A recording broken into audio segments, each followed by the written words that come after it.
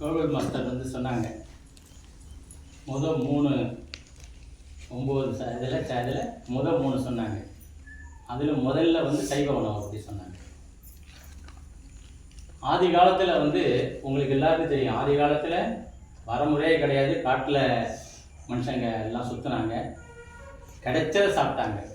காயாக இருக்கட்டும், கனியாக இருக்கட்டும், விலங்காக இருக்கட்டும், எதையோ கிடைச்சதை சாப்பிட்டாங்க. கிடைச்சதை என்னென்னோ வச்சு கடிச்சு பச்சையே சாப்பிட ஆரம்பித்தாங்க. அப்போவே எதை மாமிசத்தை கூட பச்சையாக சாப்பிட ஆரம்பித்தாங்க. ஆனால் காலப்போக்கில் எப்போ அந்த கல்லுங்கெல்லாம் உராசி தீ வந்ததோ, தீ வரும்போது அந்த இடத்துல குப்பை எரிய ஆரம்பிச்சு, அந்த குப்பைக்கு மேலே உள்ள அந்த கறி இது வேக ஆரம்பித்து அதை சாப்பிட ஆரம்பித்தோடனே ஒரு சுவை வர ஆரம்பித்தோடனே அப்புறம் அது கொஞ்சமாக அதில் மாற்றங்கள் வந்து அவங்கள மாறி எல்லாத்தையும் சமைச்சு சாப்பிட்லாங்கிற ஒரு பக்குவத்துக்கு வந்து நிறைய மாதிரி இப்போ என்ன போயிடுச்சு, ஃபாஸ்ட் ஃபுட்டுக்கு போயிடுச்சு. இப்போ நம்ம ஜனங்க எல்லாருமே வந்து ஃபாஸ்ட்டாக மாற்றங்கள் வந்துக்கிட்டே இருக்க ஃபாஸ்ட்டாக மாதிரி ஃபாஸ்ட் ஃபுட்டுக்கு போயிட்டோம். ஃபாஸ்ட் ஃபுட்டுக்கு போய் என்ன பண்ணோம், வேகமாக ஃபாஸ்ட்டுக்கு போயிட போகிறோம். வேறு எல்லாரும் அந்த லெவலுக்கு நம்மளை வந்து தயார்படுத்திக்கிட்டு இருக்காங்க. வணிகம் வந்து முன்னெல்லாம் வந்து ஊருக்கு ஒரு 2 மருத்துவ மரம் இருக்கும், ஊருக்கு 2 ஒரு ஹோட்டல் இருக்கும். ஆரியபவன் ஹோட்டல், ஆரியவிலாஸ் ஹோட்டல் அப்படின்னு ஏதோ 2-3 ஹோட்டல் தான் இருக்கும். இப்போ ஊருக்கு ஊர், வீதிக்கு வீதி மருத்துவமனை வந்துருச்சு, வீதிக்கு வீதி சாப்பாட்டு கடை வந்துருச்சு. சாப்பாட்டு கடையும் என்னென்ன கண்ணாப்பின்னு சாப்பாடு, கலரான சாப்பாடு வந்துருச்சு. அது வந்து பார்த்தா ரொம்ப கஷ்டம். அதாவது நாங்கள் சொல்கிறதுக்கே ரொம்ப கஷ்டமான சூழ்நிலையில் தான் இருக்கும். ஏன்னா சாப்பிடாதீங்கன்னு சொன்னால் கேட்க மாட்டாங்க. ஏன்னா அதை பிடிச்சி இழுக்குது அவங்களெல்லாம். அந்த சுவை, அந்த வாசனை அதெல்லாம் இழுக்குது, வேறு வழி இல்லை. போகிறவங்க போட்டும், கேட்குறவங்க கேட்கட்டும் அப்படின்னு சொல்லிட்டு நாங்கள் விழிப்புணர்வை கொடுத்துக்கிட்டே இருக்கோம். யாரெல்லாம் விழிப்புணர்வை காதால் கேட்டு அதை மனசால் வாங்கி மைண்டை ஸ்டடி பண்ணி நம்ம உணவுக்கு வந்து நல்லபடியாக இருக்கணுங்கிற ஒரு தன்மையை கொண்டு வந்து செயல்பட்டுக்கிட்டு இருக்கோம். அது மாதிரி சைவ உணவுங்கிறது ஒரு பக்கம் நல்லது, உடம்புக்கு நல்லது. அவங்க சொல்கிற மாதிரி அதை செய்ய நம்ம உடம்புக்கு தியானம் பண்ணுறதுக்கும் அந்த வலிமை வேணும். உடம்புக்கு வலிமை வேணும். உடம்புக்கு வலிமை எப்போ வரும், மனசு வலிமையாக இருந்தால் உடம்பு வலிமையாக இருக்கும். மனசு சந்தோஷமாக இருந்தாலும் உடம்பு சந்தோஷமாக இருக்கும். மனசு கஷ்டப்பட்டால் உடம்பு கஷ்டப்படும், உடம்பு வியாதி இருக்கும். ஸோ இதெல்லாம் வராமல் தடுக்கணும்னா மொத்தம் நம்ம சைவ உணவுலேயே இருக்கணும். அசைவ உணவு சாப்பிட்டா என்ன ஆகும், காந்திஜி ஒரு ட்ரிப்பு இதில் இருக்கும்போது, சிறைச்சாலையில் இருக்கும்போது தினம் சாப்பிடுவாரு, புஸ்தகம் படிச்சுக்கிட்டே இருப்பார், சாப்பிட்டுட்டு இருப்பார், கொஞ்சம் அப்படி நார்மலாக இருப்பார். ஒரு நாள் திடீர்னு அந்த வந்து பறந்துக்கிட்டே இருந்துச்சு. என்ன சும்மா பறந்துக்கிட்டே இருக்கு, என்ன பண்ணு தெரியலன்னு சொல்லி போட்டு அடிச்சுக்கிட்டாங்க. ஐயோ போய் அடிச்சுக்கிட்டோமே, இன்னைக்கு என்ன சாப்பாடு சாப்பிட்டோம் அப்படின்னு. என்ன சாப்பாடு சாப்பிட்டோம்னா என்ன தெரியல, எப்படி சாப்பாடு தான் சாப்பிட்டோம்.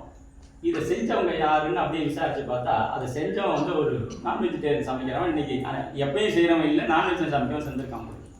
அந்த தன்மை வந்து அந்த சாப்பாடில் ஏறி அந்த சாப்பாட்டை சாப்பிட்டவங்க தன்மைக்கு மாறி இந்த மாதிரி ஆயிடுச்சு. அது மாதிரி காலங்கள் மாற இந்த மாதிரி நிறைய மாற்றங்கள் வந்துக்கிட்டே இருக்கு. ஆனாலும் நாம் வந்து பழைய முறைப்படி, நம்ம முன்னோர்கள்லாம் ஒரு 100 வருஷம் 200 வருஷத்துக்கு முன்னாடி அந்த காலத்தில் சாப்பிட்டு, காலத்தில் உள்ள நன்மையான உடம்புக்கு தேவையான உணவுகளை சாப்பிட்டு, அந்த காலத்தோடு சாப்பிட்டு, காலத்தோடு தூங்கி ஏஞ்சி வேலை செஞ்சு எல்லாம் இருந்ததுனால அந்த காலத்து ஆவரேஜ் ஏஜுங்கிறது 100, உத்தேசமாக 100ன்னு வச்சுக்குவோம். இப்போல்லாம் கொஞ்சம் கொஞ்சமாக குறைஞ்சிட்டே இருக்கு, திருப்பி கொஞ்சம் ஏறினாலும் உண்மையான ஏற்றம் அல்ல. அதனால் இயற்கை உணவுக்கு நம்ம மாறினோம்னா எவ்வளவு நல்லது அப்படிங்கிறதுக்காக நாங்கள் வந்து ஆடுதுறை இயற்கை மருத்துவ சங்கம்னு தஞ்சாவூர் மாவட்டத்தில் கும்பகோணத்துக்கு பக்கத்தில் ஆடுதுறைங்கிற ஊரில் ஆரம்பித்தோம். இப்போது நவகிரகங்கள் தலம், அதாவது சூரியனுக்கு சந்திரனுக்கு 9 கோள் இருக்குல்ல, அதுக்கெல்லாம் கோயில் இருக்குது. அந்த கோயிலில் முக்கியமான முதல் கோயில் சூரியனார் கோயில். அந்த சூரியனார் கோயிலுக்கு பின்னாடி இடம் 4 ஏக்கர் இடம் வாங்கி அதில் வந்து இப்போ இந்த இயற்கை நல்வாழ்வு பயிற்சி முகாம் அந்த சோலையிலே நடத்திக்கிட்டு இருக்கோம். இந்த மருத்துவத்தை வந்து எல்லாருக்கும் பரப்பணும் அப்படிங்கிற ஆசையில் ஒரு மாதமும் விழிப்புணர்வு கூட்டம் நடத்திக்கிட்டு இருக்கோம். அந்த மாதிரி வருஷத்துக்கு ஒரு தடவை பெரிய 7 நாள் பயிற்சி முகாம் அங்கேயே தங்கி இயற்கை உணவை சாப்பிட்டு பயிற்சி கொடுக்குறோம். அதுமாதிரி டிசம்பரில் 3 நாள் உடல் தூய்மை பயிற்சின்னு சொல்லி கொடுக்குறோம். மாதம் வந்து ஒரு மீட்டிங் நடத்துகிறோம், கூட்டம் நடத்துகிறோம். இதெல்லாம் எதுக்காகனா ஜனங்களுக்கு ஒரு விழிப்புணர்வை கொடுத்து இயற்கையோடு இணைந்து வாழ்ந்து இயற்கை உணவை சாப்பிட்டு இயற்கையாக இருக்கிறதுக்கான வாய்ப்பை உண்டாக்குறதுக்காக இந்த மாதிரியெல்லாம் செஞ்சு கொடுத்துட்ருக்கோம். கற்றுக்குறாங்க. திருப்பி வர்றாங்க, கற்றுக்கிறாங்க, அடுத்தவங்களுக்கு சொல்கிறாங்க. அது மாதிரி புதுசு புதுசாக வந்துட்டாங்க. இப்போ ஆயிரக்கணக்கான பேர் கற்றுக்கிட்டு போயிட்டு இருக்காங்க. சில பேர் கடைப்பிடிக்கிறாங்க, சில பேரால் கடைபிடிக்க முடியாத சூழ்நிலை இப்போ உள்ள சூழ்நிலை இருக்கிறதுனால முடியல. ஆனாலும் தெரிஞ்சிருக்காங்க. இன்னும் நிறைய பேருக்கு தெரியப்படுத்துறதுக்காக நாங்கள் செஞ்சுக்கணும். இப்போ இவங்க எப்படி இவங்க ஒரு இடத்துல கற்றுக்கிட்டு இருப்பாங்க, ஒரு இடத்துல இவங்க வச்சுருப்பாங்க. ஆனால் உங்களுக்கெல்லாம் இங்கே வந்து சொல்லிக் கொடுக்கணும்னு சொல்லி சரஸ்வதி மேடம் மூலியமாகவும் சித்ராதேவி மேடம் மூலியமாகவும் உங்களுக்கெல்லாம் இங்கே சொல்லிக் கொடுக்கணும்னு இந்த இடத்துக்கு வந்தால் இன்னும் நிறைய பேரை சந்தித்து இன்னும் நிறைய பேர் தியானத்தை கற்றுக் கொடுக்கலாம்.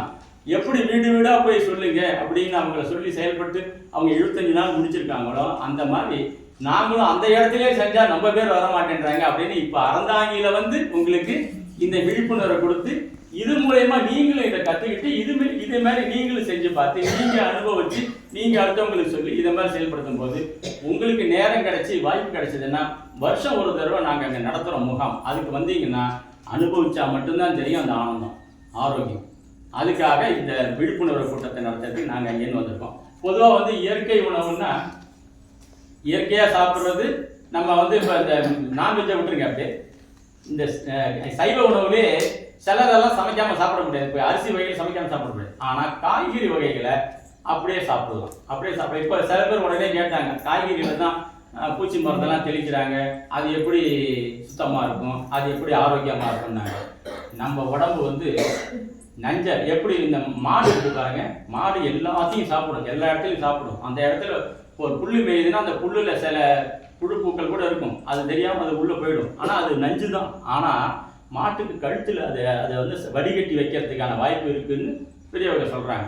அதனால் நஞ்சு போய் ஒன்று செய்யுது. அது மாதிரி நம்ம உடம்புக்கு இந்த மாதிரி இயற்கை முறையில் காய்கறி சாப்பிடும்போது அது மேலே நஞ்சு இருந்தால் கூட நாம் அதில் மிளகுத்தூள் சேர்க்குறோம். எல்லா சாப்பாட்டையும் எல்லா உணவுலையும் எல்லா உணவு பதார்த்தங்களையும் மிளகுத்தூள் ஜீரகத்தூள் சேர்க்குறோம். ஜீரகத்தூள் செரிமானத்தை கொடுக்கறதுக்கும் மிளகுத்தூள் அதில் உள்ள தாவர நஞ்சை எடுக்கக்கூடிய அளவுக்கு அந்த மிளகுத்தூள் வேலை செய்யுது. அதனால் பயப்பட வேண்டாம் அப்படின்னு சொல்லிட்டு நாங்கள் எல்லாத்தையும் பச்சையாக மீன்ஸ் காய்கறிகளை நாட்டு காய்கறிகளை முடிஞ்ச வரைக்கும் சாப்பிட வைக்கிறோம்.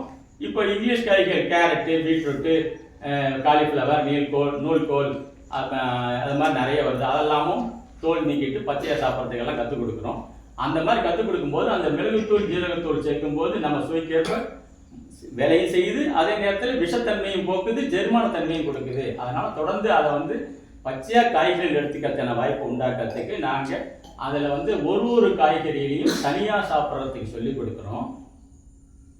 அதே கலந்து பக்குவம் பண்ணி நம்ம உணவு பசும் பொரியல், பசுமை கூட்டு, பசும் கலவை அப்படின்னு சொல்லி செஞ்சு கொடுக்குறோம். செஞ்சு கொடுத்து சாப்பிட வைக்கிறோம். ஒவ்வொரு எஃபெக்டை நமக்கு உடம்புக்கு சக்தியை கொடுக்கும். இவங்க எப்படி இப்போ வந்து ஒரு தியானம்னா தியானத்தில் நிறைய இருக்குது, நிறைய தியான முறைகள் இருக்குது. அதில் தியானம் செஞ்சால் உடம்புக்கு நல்லது. அதே இது பிரமிடுக்குள்ளே செஞ்சால் எவ்வளவு இன்னும் அதிகம் கிடைக்கும். அந்த அதிகம் கிடைக்கிறதுக்கு தியானத்தில் எப்படி செய்யலாங்கிறது அதெல்லாம் சொல்லிக் கொடுங்க. அது மாதிரி தானியம் இருக்கு பாருங்க. அதாவது தானியம் பயிர் வகைகள் பயிர், உளுந்து, நிலக்கடலை, கொண்டக்கடலை, மொச்சக்கடலை, தட்டைப்பயிறு, எள்ளு, கொள்ளு, இந்த மாதிரி இதெல்லாம் பயிர் வகைகள் சொல்லலாம். இந்த பயிர் வகைகள் வந்து புரோட்டீன் சத்து மட்டும் உள்ளது. பயிர் வகைகள் எல்லாமே புரத சத்து நிறைய உள்ளது. அதையே ஊற வச்சு வடிகட்டி முளை கட்டி அந்த முளை வந்த பிற்பாடு சின்னமா ஒரு 1/4 இன்ச் அளவுக்கு முளை வந்த பிற்பாடு அதை பச்சையாவோ காய வச்சு அரைச்சி பவுடராவோ சாப்பிட்டா இவங்க சொன்ன மாதிரி 3 மடங்கு எஃபெக்ட் அதில் இருக்கு. அந்த பயிர் வகையில் புரத சத்து கிடைச்சிடுது, அது முளை விட்டு வந்ததுனால தாவர சத்து வந்துச்சுனால பிராணசக்தி நிறைய கிடைக்கும். அப்போ நம்ம உடம்புக்கு காஸ்மிக் எனர்ஜி கிடைக்கும் போது பிராணசக்தியும் நிறைய கிடைக்குது, பிராணசக்தியும் கிடைக்குது, புரதத்தும் கிடைக்குது. அப்போ எப்படி இந்த தியான மையத்தில் நீங்க இந்த பிரமிட் மையத்தில் தியானம் செஞ்சீங்கன்னா எப்படி பவர் கிடைக்குதோ அது மாதிரி அந்த பயிர் வகைகளிலிருந்து நமக்கு நிறைய சக்தி உடம்புக்கு கிடைக்குது. நிறைய சக்தி கிடைக்கும் போது சத்து நிறைய கிடைக்குது. சத்து நிறைய கிடைக்கும் போது உடம்பு ஆரோக்கியமா இருக்கு, ஆனந்தமா இருக்கு. ஸோ முதல் சாப்பாடே நாங்கள் வந்து இந்த தானிய வகைகளை வந்து இதை மாதிரி முளை கட்டி சாப்பிட சொல்கிறோம். முளை கட்டி சாப்பிடும்போது எல்லாத்தையும் முளை கட்டி சாப்பிடலாம், தனியாக சாப்பிடலாம். சப்போஸ் தனியாக சாப்பிட்றதுக்கு முடியாத சூழ்நிலை இருக்குன்னா தேங்காய் கீட்டோட சேர்த்து சாப்பிட்டீங்கன்னா அந்த சுவையோட அதோட எனர்ஜியும் கிடைச்சி ரெண்டும் சேர்ந்து நமக்கு நிறைய உடம்புக்கு சக்தி கிடைக்கும். அதை தான் மெயினாக வந்து பயிர் வகைகளை டெய்லி ஒரு 4 விரல் அளவுக்கு 1 ஸ்பூன் அளவுக்கு ஊற வச்சு வடிகட்டி முளை கட்டி தினம் சாப்பிட உங்களுக்கு கூட்டு தியானம் இல்லையா? எப்பயுமே கூட்டா செய்யறதுக்கு பலன் ஜாஸ்தி. கூட்டு பிரார்த்தனை முன்னெல்லாம் வந்து குமுதம்னு ஒரு புஸ்தகம் வந்துட்டு இருக்கு. இப்பெல்லாம் ரொம்ப பேருக்கு தெரியாது குமுதம் புஸ்தகம்லாம்.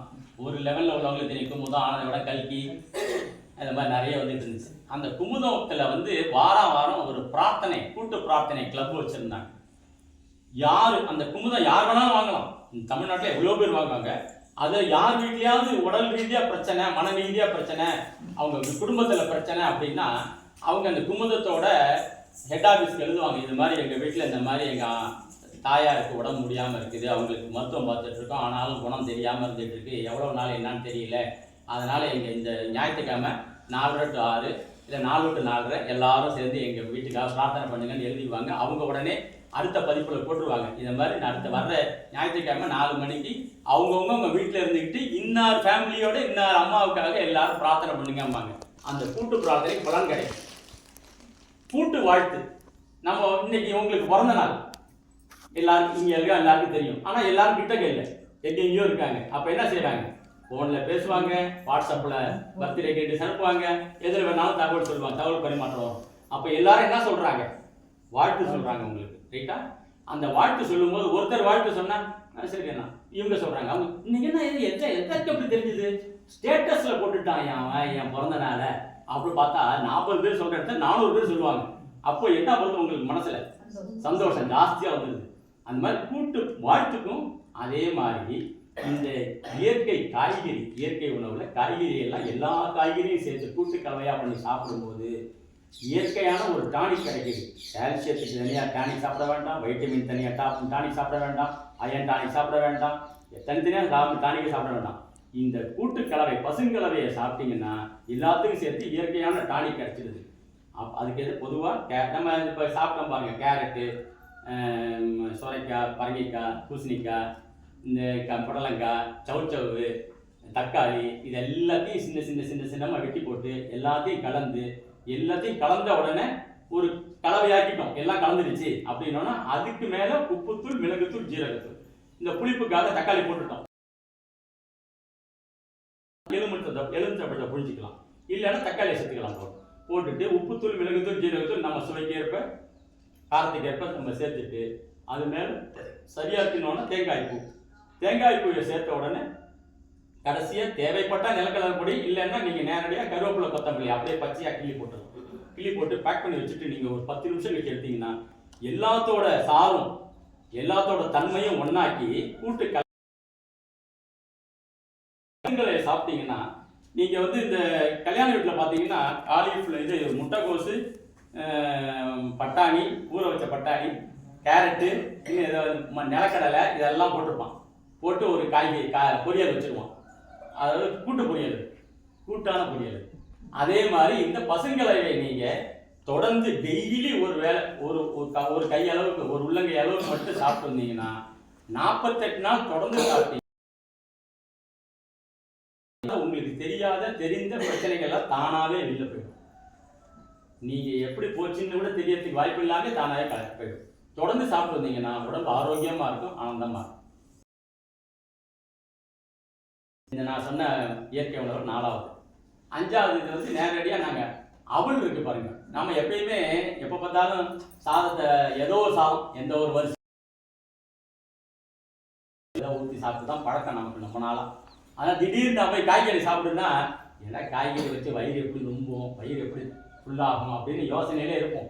அதுக்காக நாங்கள் அந்த அவல் இருக்கு பாருங்க, அவலில் உணவை வந்து அடுப்பில் ஏற்றாமல் அவலில் வந்து நிறைய வெரைட்டிஸ், நிறைய ரெசிபி, நிறைய பதார்த்தங்களை செய்வோம். அதில் இன்ஸ்டண்ட்டாக உடனே எல்லாருக்கும் உடனே உங்கள் வீட்டில் ஒரு கெஸ்ட் வந்தாங்க உடனே இன்ஸ்டண்ட்டாக செய்கிறதுன்னா அவல் இருக்குன்னா லேஸ் அவல் அது அப்படியே அவள் வந்து ஊறி போயிடும். ஊறோன்னா அதில் தேங்காய் பூ, நாட்டு சர்க்கரை நல்லா கலந்துட்டு நம்ம டேஸ்ட் கலந்துட்டு அதில் பேரிச்சம்பழம், திராட்சை, முந்திரி பருப்பு, ஏலக்காய் பொடி போட்டு கலந்து வச்சிங்கன்னா சக்கரை பொங்கல் என்ன அதோட அமிர்தமாக இருக்கும். உடனடியாக யாராவது கெஸ்ட் வந்தாலும் உடனே அதை பரிமாறிப்பாங்க. இதையே அப்படியே நாட்டு சக்கரை போடாமல் அந்த அவலில் உப்புத்தூள், மிளகுத்தூள், ஜீரகத்தூள், தேங்காய் பூ, தூவிட்டு கருவேப்பிலை கொத்தமல்லி போட்டிங்கன்னா கார ஆப்பிள். அப்படியே அந்த நாட்டு சக்கரை சேர்க்கலைன்னா கார ஆப்பிள், நாட்டு சக்கரை தான் இனிப்பு. இது ரெண்டும் ஈஸியாக செய்யக்கூடியது. உடனடியாக யார் வந்தாலும் உடனடியாக செஞ்சு கொடுக்கலாம். அது மாதிரி சின்ன பிள்ளைங்களுக்கெல்லாம் நீங்கள் சாயந்தரம் வந்தால் ஸ்நாக்ஸாக கொடுக்கறது இதை வச்சு பண்ணலாம். அதையே ஒரு அந்த இனிப்பாவிலே ஒரு அழுத்தமாக பிடிச்சி இந்த உருண்டை தொட்டுக்கிறதுக்கு சட்னி நம்ம எல்லாம் வீட்டில் செய்கிற சட்னி தான். ஆனால் தாளிச்சு விட்டு கொட்ட மாட்டோம். எதுக்கு இந்த கடுகை தாளிச்சு கொட்ட மாட்டோம். மீதெல்லாம் பச்சையாக மிளகாய், கருவேப்பிலை எல்லாத்தையும் அரைச்சி தேங்காய் சட்னி, மல்லி சட்னி, கருவேப்பிலை சட்னி, தக்காளி சட்னி, கேரட் சட்னி, புதினா சட்னி, எல்லாம் சட்னி தொட்டுக்கிறது. இந்த அவலில் வந்து கார அவலில் வந்து கார அவல், தக்காளி அவல், புதினா அவல், கொத்தமல்லி அவல், கருவேப்பிலை அவல், தேங்காய் அவல், தேங்காய் சாதம் செய்கிறோம்ல தேங்காய் அவல் எல்லாமே. தயிர் அவல், தயிர் அவல் சூப்பராக இருக்கும். தயிர் அவல் அவளை வந்து இது பண்ணிட்டு தயிரை ஊற்றி நல்லா குழைச்சிட்டு மசிய அதை அந்த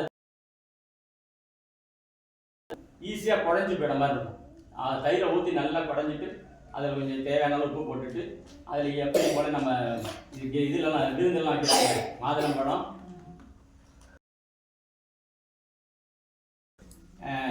கருவேப்பிலை, கொத்தமல்லியும் போட்டு வச்சு நல்லா பேக் பண்ணி வச்சுட்டு. ஆனால் என்ன ஒன்றுன்னா நீங்கள் செஞ்சுட்டு ஒரு 5 நிமிஷம் வச்சுக்கிட்டீங்க அப்படியே கட்டி ஆகிடும்.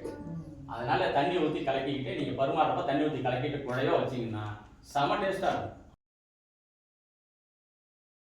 அது மாதிரி அவலில் பிரியாணி, அவலில் இட்லி, அவலில் வந்து நிறைய டிஷ்ஷஸ் நிறைய செய்யலாம். அடுப்பில் ஏற்றாமல் இவ்வளவும் அடுப்பில் ஏற்றாமல் நல்ல வெரைட்டி. இந்த இடியாப்பம், நெய் இடியாப்பம், எலுமிச்சை இடியாப்பம், புளி இடியாப்பம் நிறைய செய்வாங்க. அது மாதிரி இதில் வந்து இந்த அவலில் வந்து நிறைய வித்தியாசங்கள், நிறைய பதார்த்தங்களை செஞ்சு சாப்பிடலாம்.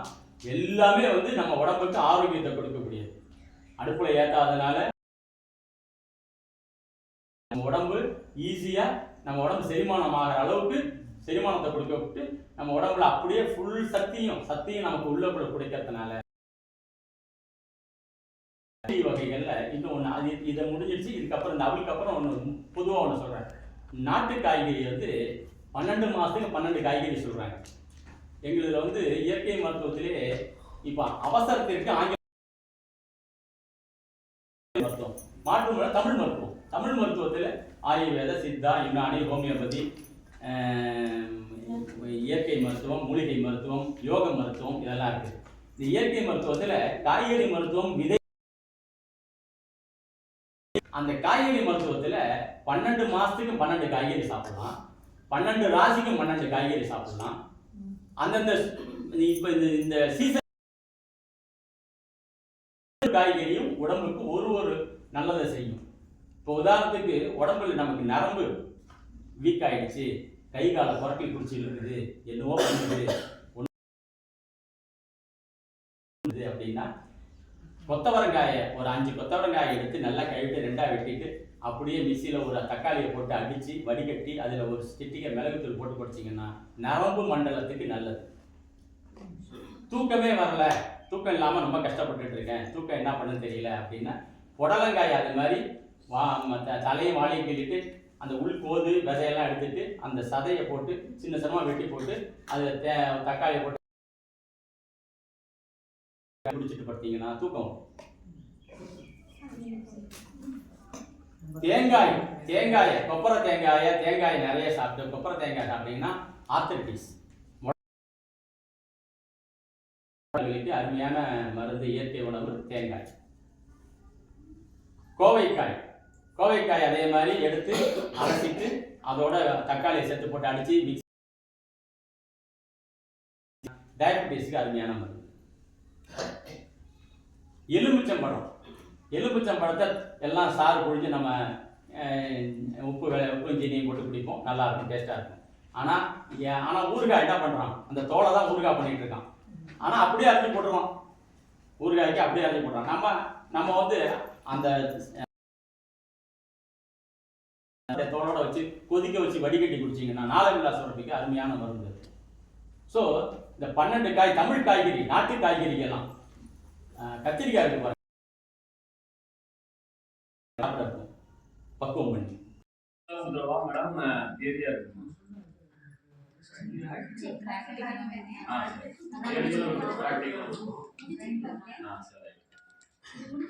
சின்ன ப்ராப்ளம் சுயத்தில் சுத்தொழியாய் சுகம் கொடுக்கும் பேருடையாய் ஏகத்தில் எல்லாமாய் எங்கும் நிறைந்த பரம்பொருளாய் உண்மையாய் உணர்வோருக்கு ஒளி கொடுக்கும் முத்துணர்வு ஒரு வாதம் கொடுத்து குறையும். அதாவது ஒரு மனிதனுடைய உடல் எப்படி இருக்கணும் அப்படின்னு சொல்லிட்டு ரொம்ப அழகா பாரதியார் சொல்றாரு.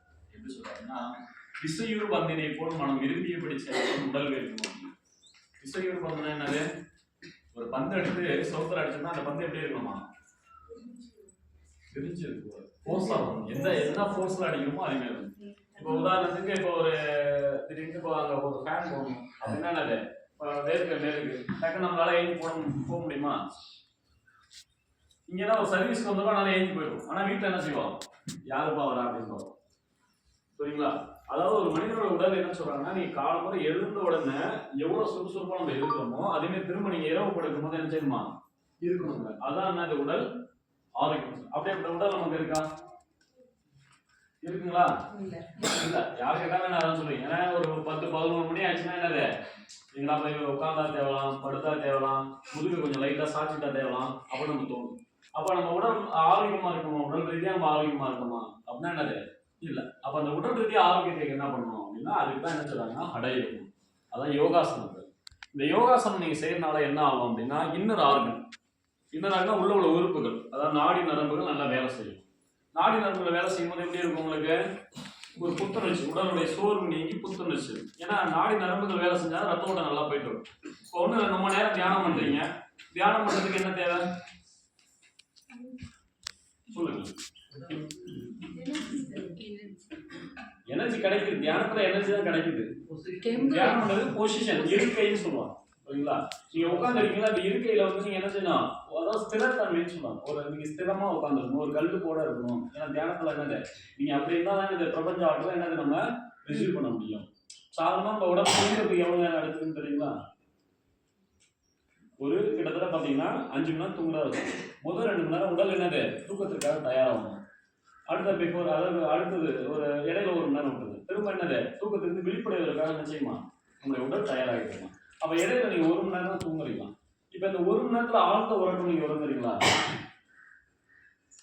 அப்படின்னா இல்ல, கனவுகளோட போறாங்க. அப்ப என்னது நிம்மதியான தூக்கம் என்னது நமக்கு இல்ல. நம்மளே சொல்லணும்னா இன்னைக்கு நல்ல தூக்கம் இல்ல, தூங்கிருப்போம் ஆனா என்னது நல்ல தூக்கம் இல்ல அப்படின்னு. ஏன்னா கனவுகள் இருக்கிறதுனால எனக்கு நல்ல டீப் ஸ்லீப் இருக்காது உங்களுக்கு. ஓகேவா? அப்ப என்ன ஆகுது அப்படின்னா, அந்த இடத்துல என்னது, நீங்க நம்ம உடம்பு நல்ல ஒரு ஆழ்ந்த உறக்கத்துக்கு போறதுக்கு என்னது கிட்டத்தட்ட 5 மணி நேரம் தேவைப்படுது.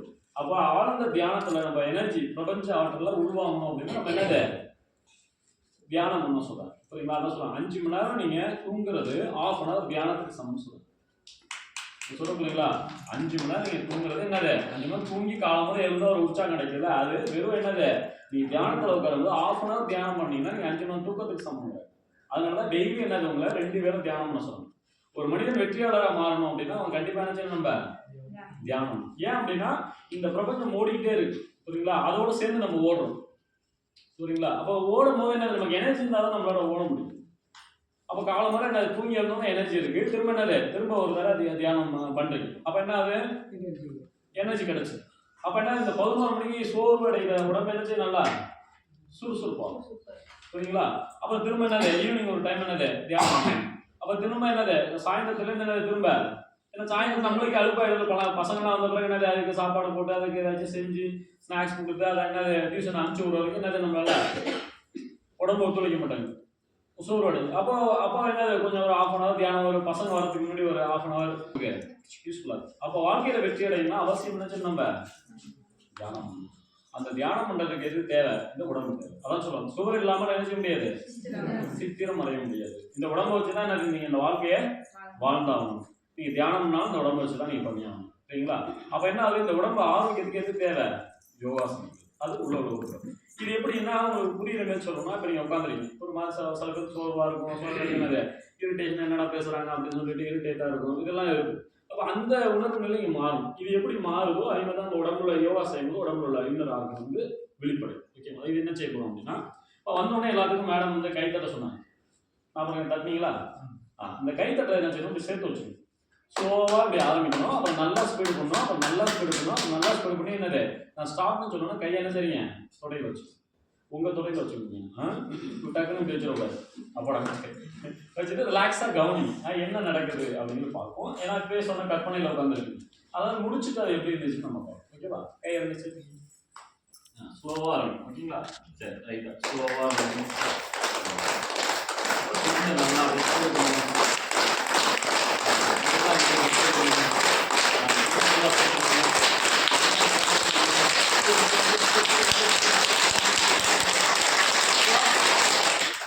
ரிலாக்ஸாக கையை தொடங்கி அந்த அற்புதமான எல்லையற்ற பெறாக்கள் இந்த பிரமிடின் வழியாக உங்களுடைய உள்ளங்கை வழியாகவும் உங்களுடைய உச்சந்தலை வழியாகவும் அப்படியே உடம்பு ஃபுல்லாக அப்படியே அப்படியே அலையா இல்லை ஒரு எறும்பு ஒன்றா அப்படி இருக்கும். அதே மாதிரி ஊறுறதை கவனிங்க. நீங்கள் கண்ணை முன்னா தான் உங்களால் கவனிக்க முடியும். கண்ணை திறந்து பார்த்தீங்கன்னா தெரியாது, நான் மட்டும்தான் தெரியும். கண்ணை மூடி உங்களை கவனிங்க. அந்த ஆற்றல் உங்களுடைய சர்வ நாடி நரம்புகளுக்கும் அந்த பிராணசக்தி காஸ்மிக் எனர்ஜின்னு சொல்லுவோம்ல, அதான் ஒரு எறும்பு மாரி ஊறும். சரிங்களா? அதை ஊறுறதை நல்லா ஃபீல் பண்ணுங்க. அது உங்களுக்குள்ள அந்த மனசுக்குள்ள ஒரு இறுக்கம், உடலில் உள்ள அந்த இறுக்கத்தை நீக்கி நல்ல ஒரு புத்துணர்ச்சி மட்டும் கிடைக்கிறது. நல்லா ஃபீல் பண்ணுங்க. ரிலாக்ஸ். கை நல்லா தேய்ங்க. தேய்ச்சி நல்லா போடுங்க.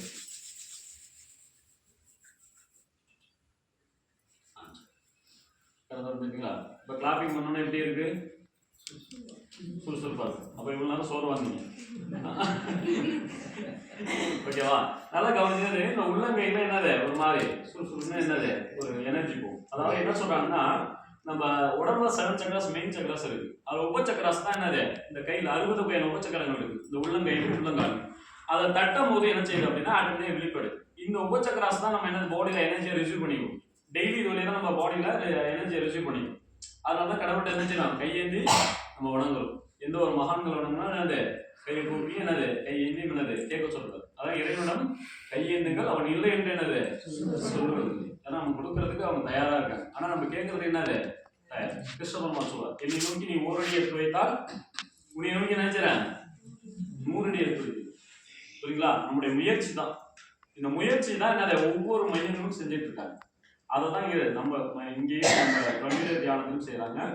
இதுல இன்னும் ஒரு வித்தியாசம் என்னன்னா, அங்கெல்லாம் ஒவ்வொருத்தவங்களும் அவங்க மட்டும்தான் மாஸ்டரா இருப்பாங்க.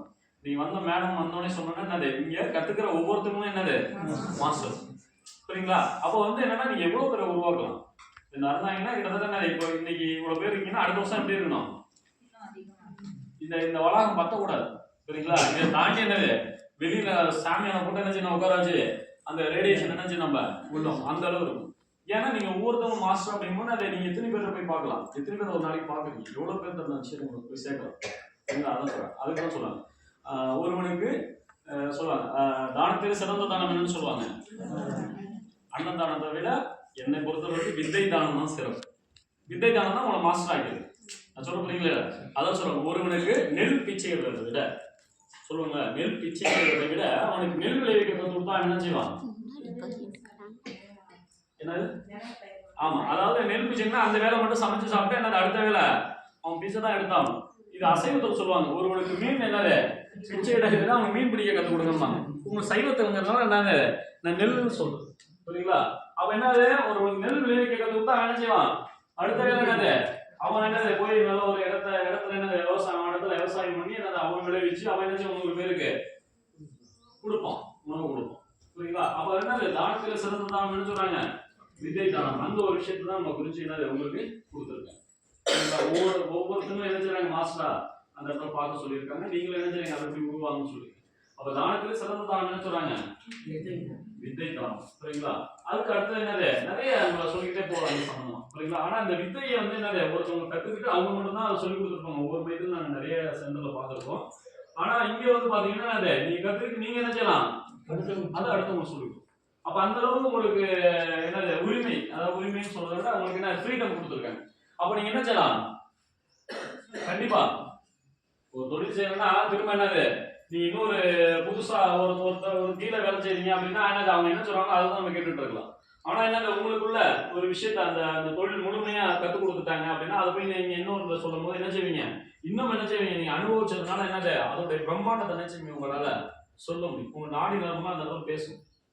புரியுங்களா? அதுதான் சொல்லலாம். அப்ப என்ன செய்யணும், நீங்க ஃபர்ஸ்ட் நம்ம என்ன செய்யணும், தியானம் பண்ணணும். அதுக்கான வழி சூழல்களை இங்க என்ன செய்றாங்க, நமக்கு உருவாக்கி கொடுத்துருக்காங்க. அதை என்ன செய்யணும், நம்ம பயன்படுத்திக்கிட்டு, ஏன்னா சில ஏரியாலாம் தியானம் பண்றதுக்கு இடமே இருக்காது, ஒரே சவுண்டா இருக்கும், டிஸ்டர்பன்ஸா இருக்கும். அதுக்கான சூழலை நம்ம இங்க அமைச்சு கொடுத்துருக்கும் போது நம்ம என்ன செய்யணும், அதுக்கான வாய்ப்பை பயன்படுத்தணும். எப்போல்லாம் வாய்ப்பு கிடைக்குதோ என்ன செய்யணும், அதை பயன்படுத்தணும். அதனால என்ன, இந்த இடத்த வந்து என்ன செய்றீங்க, ஏன் டெய்லி வந்து என்ன செய்யணும், ஏதோ ஒரு நேரத்துல, புரியுங்களா, வந்து என்ன செய்யணும், உட்காந்து தியானம் பண்ணிட்டு போகிறது. ஏன்னா உங்களுக்கு எந்த நேரம் ஃப்ரீயா இருக்கும் உங்களுக்கு தான் தெரியும். இப்போ நாங்கள் சொல்லுவோம் இந்த நேரத்தில் வாங்க இப்படி பண்ணுங்க இதான் நல்லது, அது வந்து ரூல்ஸ். புரியுங்களா? பிரம்ம முகூர்த்தத்தில் தியானம் பண்ணுறது என்னது நல்லது. ஏன்னா பிரபஞ்ச சக்தி என்னது, அந்த O3 அட்ராக்ஷன் அந்த நேரத்தில் கிடைக்கும். அதனால என்னது, அந்த பிரம்ம முகூர்த்தத்தில் செய்யுங்க அப்படிங்கிறது. ஆனால் என்னது, எனக்கு நேரம் அதில் ஒதுக்க முடியல, என்னால் வர முடியல அப்படின்னு சில பேர் என்ன செய்யறாங்க, அதுக்கப்புறம் வரவே மாட்டாங்க. புரியுங்களா? அப்படி இல்லாமல் என்ன செய்யணும், உங்களுக்கு கிடைக்கிற நேரத்தில் வந்து என்ன செய்யணும், உட்காந்து தியானம் பண்ணுங்க. அது ஆட்டோமேட்டிக்காக என்ன செய்யும், நம்ம ஆற்றல் என்ன செய்யும், நமக்கு கொடுக்கும். சரி, இது அப்படியே போகும். இப்போ சொன்னோம் உடல் ஆரோக்கியத்துக்கு என்ன சொன்னோம், யோகாசனம். அடுத்த மன ஆரோக்கியம். சரிங்களா? மன ஆரோக்கியம்னா என்னது, மன ஆரோக்கியம்னா மன எப்போ நான் கெட்டியோ பேசுவோம். அதாவது எனக்கு நேரமே சரியில்லை, கூட உள்ளவங்க சரியில்லை, என்ன அப்பா அம்மா சரியானது பார்த்துக்கல, எனக்கு சரியான இடத்துல என்னது கட்டி கொடுக்கல, அது சரியில்லை இது சரியில்லைன்னு நம்மளையும் நம்மளை சார்ந்து சுற்றி உள்ளவங்க குறை சொல்லிக்காது. இது வந்து மனம் ஆரோக்கியம் இல்லாத மனதை பொறுத்தது. சரிங்களா? அப்ப ஆரோக்கியமான மனதை எப்படி பார்க்கும், அதை பாசிட்டிவா பார்க்கும். சரி பரவாயில்ல, எனக்கு இறைவன் என்னது இந்த இந்த தருணத்தை கொடுத்துருக்கான், இப்படிப்பட்ட கணவர் கொடுத்துருக்கான், இப்படிப்பட்ட சூழலை கொடுத்துருக்கான், இப்படிப்பட்ட உறவுகளை கொடுத்துருக்கான், ஜெயிக்கிறேன். அதுக்குதான் நிறைய வாழ்க்கை வரலாறு உதாரணம் சொல்றோம். ஐன்ஸ்டீன் எடுத்துக்கலாம். புரியுங்களா? ஐன்ஸ்டீன் எதை கண்டுபிடிச்சாரு,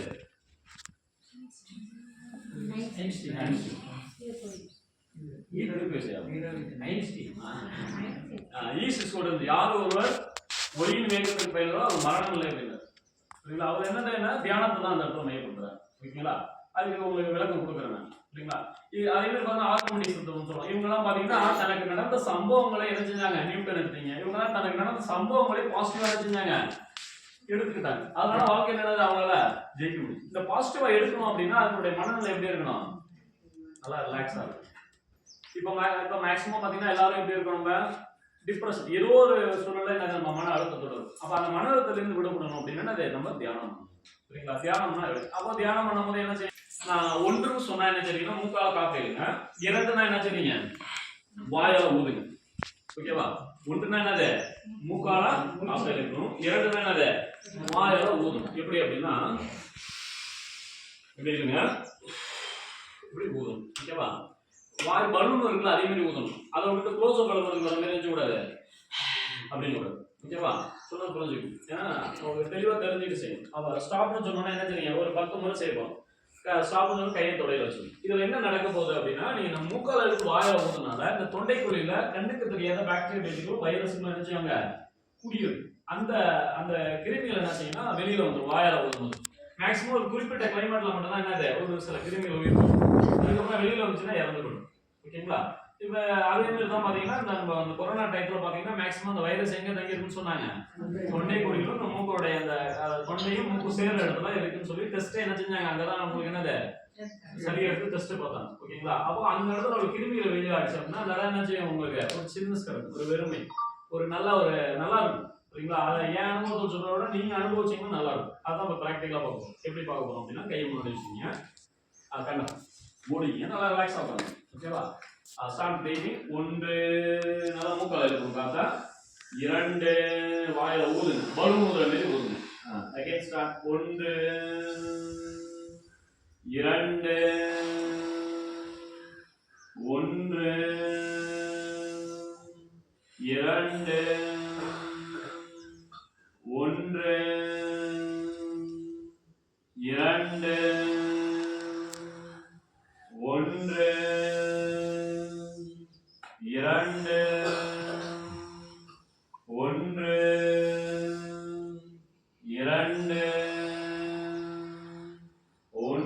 1 2 1 2 again 1 2 ஊதும், நல்லா ஊதும். again start. 1 2 1 2 1 2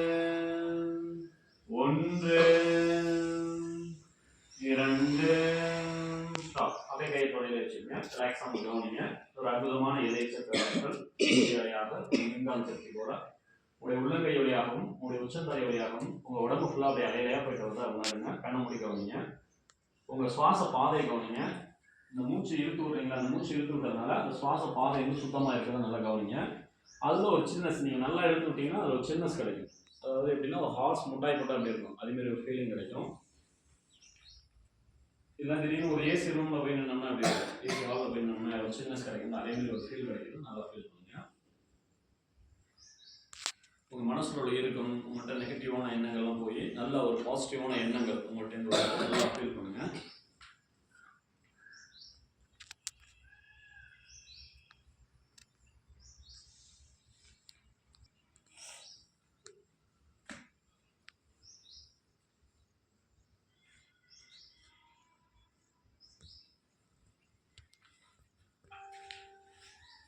ரிலாக்ஸ். கை நல்லா தேய்ங்க. கை நல்லா தேய்ச்சி கண்ணை வச்சு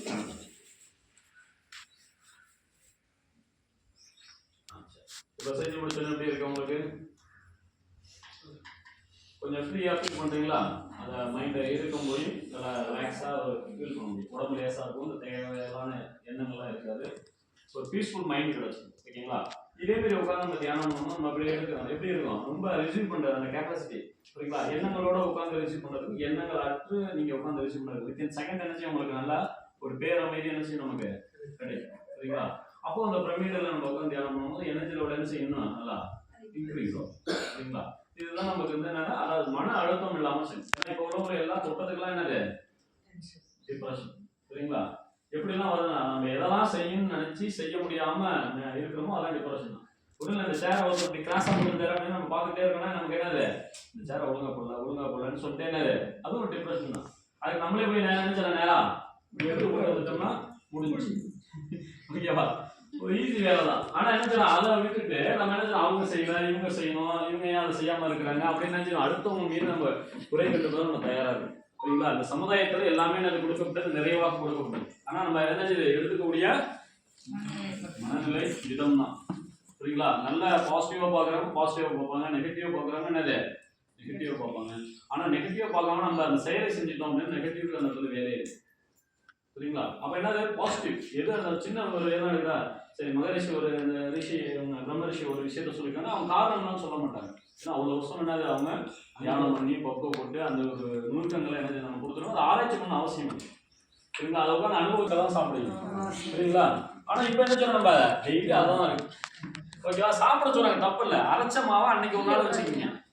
நம்ம என்ன சொல்றோம், ஒரு வாரத்துக்கு அந்த மாவை வச்சுக்கணும். அப்ப என்ன புளிப்பு சுவை அசிட்டிக் அதிகமாயிடும். அப்போ புளிப்பு சாப்பிட்டா ஏப்பம் வருது, செரிக்க மாட்டாங்க, வயிறு மந்தனா இருக்கு, புளிச்ச ஏப்பம் வருது, இதெல்லாம் வரதுக்கு காரணம் இந்த உணவு நல்லா நல்லா புரிஞ்சு. ஓகேவா? அதுல என்னது நீர்ச்சத்து இல்லாம போயிடுச்சு. நீங்க எதெல்லாம் மரமருந்து போயிடும். இந்த கை பழைய மாரி இயங்குமா? இருக்காது. ஏன்னா அந்த இடத்துக்கு என்ன செய்யல, உயிராற்றல் இல்லை. ஓகேவா? அதே நீங்க சமைக்கிற சாப்பாடை போய் அடுப்புல வச்சு நீங்க எடுக்கிறீங்க. அப்போ அதுல உள்ள அந்த உயிராற்றல் என்ன செய்யும், இறந்து போயிடும். சொல்ல போறீங்களா? அப்ப என்ன அந்த இடத்துல உயிராற்றல் இருக்கு. அதனால முளை கட்டிய தானியங்களை சாப்பிடுங்க. இப்போ முளை வந்துருச்சுன்னா அதுக்கு என்ன, உயிர் வந்துருச்சுன்னு அர்த்தம். அப்ப அதை சாப்பிடும்போது நமக்கு என்ன இன்னும் நோய் எதிர்ப்பு சக்தி அதிகமாக கிடைக்கும், உயிராற்றல் கிடைச்சிருது. அந்த கேன்சர் பேஷண்ட்டு அவங்கெல்லாம் என்ன எதிர்ப்பு சக்தி கம்மியா இருக்கு. அப்ப என்னது அவங்களுக்குலாம் இனிமேல் உணவுகளை கொடுக்க அவங்க என்ன செய்வாங்க, எதிர்ப்பு சக்தி கிடைச்சிடும். அப்ப என்ன செய்வாங்க, அந்த நோயிலிருந்து எதிர்த்து போராடி என்னது ஜெயிச்சிருவாங்க. நோய் இல்லாம என்ன செய்யலாம், இருக்கலாம், ஆரோக்கியமா இருக்கலாம். ஓகேவா? அப்ப என்னது, நம்ம சாப்பிட உணவுல 3 விஷயத்த நம்ம கடைபிடிக்கணும். என்னது, உயிராற்றல் இருக்கணும், நீர்ச்சத்து இருக்கணும், என்னென்ன நார் சத்து. இது இருந்தாவே என்னது நமக்கு நோய் நொடிகள் கிடையாது. அப்படி இருந்தாலும் அந்த நோய்கள் நினைச்சு ஆட்டோமேட்டிக்கா உங்களுக்கு விளையிடும். அதுக்கு உணவுல பாத்தீங்கன்னா அந்த 2 வேளை உணவு சிறப்பு.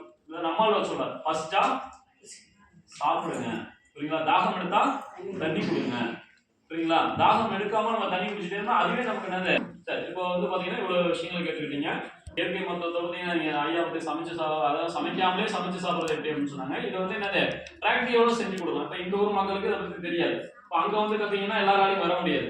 ஆனா இந்த ஊருக்கே வந்து நீங்க கத்துக்கணும் அப்படின்னா என்னது, இங்க ஒரு குறிப்பிட்ட நபர்கள் இருந்தாங்க அப்படின்னு சொல்லி ஐயா அம்மாட்ட சொன்னீங்க அப்படின்னா அது இங்கே வந்து என்ன செய்வாங்க, ஒவ்வொரு ஊரும் அப்படிதான் பண்ணிக்கணும். 30 பேர் இருக்காங்க அப்படின்னா அந்த ஊர்லயே போய் என்ன செய்யணும், அதாவது இயற்கை உணவு தயாரித்து உண்ணுதல் பயிற்சி அப்படின்னு ஒண்ணு என்னது நாங்க தனிப்பட்ட முறையில் போட்டுக்கணும். அது மாதிரி வாய்ப்பு இருந்துச்சுன்னா நீங்க சொல்லுங்க, அங்க வந்து என்ன செய்யணும், நாங்க ஏதாவது செஞ்சு கொடுக்கறதுக்கு தயாராக இருக்கோம். இந்த அற்புதமான விஷயத்தை இவ்வளோ நேரம் இருந்து கேட்டதுக்கு எனக்கு நன்றி சொல்கிறாங்க. என் சங்கத்தின் சார்பாகவும்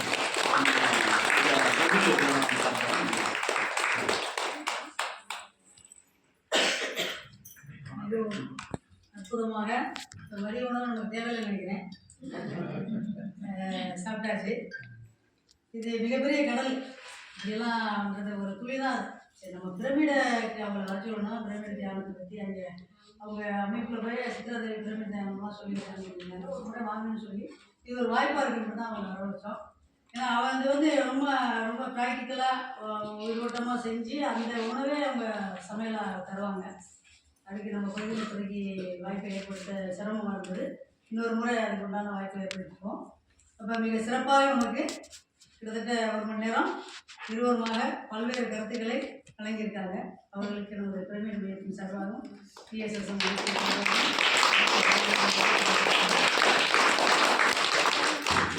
அதுக்கு நமக்கு உணவு ரெடியாக இருக்குது. அதுக்கு இப்போ கொஞ்சம் ரொம்ப காதால கேட்டு செலவழிச்சு இப்போ கொஞ்சம் தியானத்தில் எனர்ஜி ஒன்று